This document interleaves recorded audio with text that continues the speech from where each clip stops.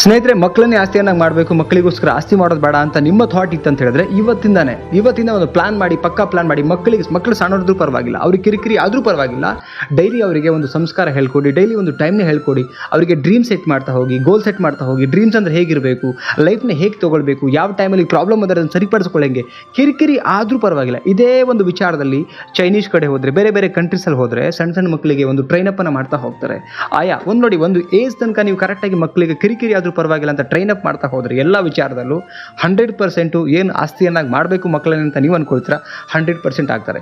ಎಷ್ಟೋ ಪೇರೆಂಟ್ಸ್ ಮಗು 8 ಗಂಟೆ ಆದರೂ ಕೂಡ ಸಂಡೇ ಅಲ್ವಾ ಮಲಗಲಿ ಬಿಡ್ರಿ, ಮಂಡೇ ಅಲ್ವಾ ಮಲಗಲಿ ಬಿಡ್ರಿ, 8 ಗಂಟೆ ಆಯಿತು ಆರಾಮ್ಸೆ ಎದ್ದೇಳಿ, ಈ ಥರದೊಂದು ಕಂಫರ್ಟ್ ಝೋನನ್ನು ನಾವೇ ಕ್ರಿಯೇಟ್ ಮಾಡಿಕೊಟ್ಟು ಅದಾದಮೇಲೆ ಮಕ್ಕಳಿಗೆ ನಾವು ದೊಡ್ಡವರಾದಮೇಲೆ ಅದನ್ನು ಮಾಡು ಇದನ್ನು ಮಾಡೋದ್ರೆ ಯಾವುದೇ ಕಾರಣಕ್ಕೆ ಮಾತು ಕೇಳಲ್ಲ.